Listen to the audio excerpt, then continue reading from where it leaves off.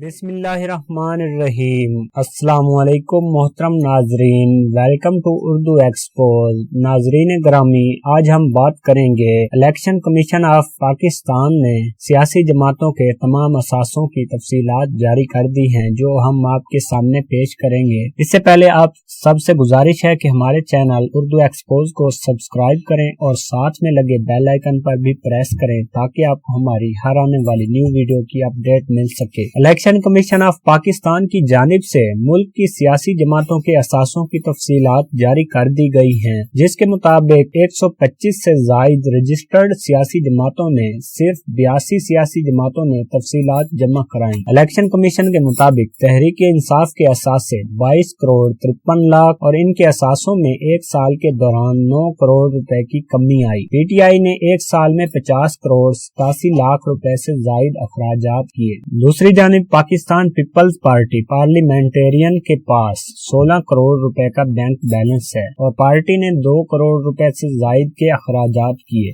और आमदन 57 लाख हुई, जबकि मुस्लिम लीग नून के असासों की मालियत 8 करोड़ 17 लाख रुपए है।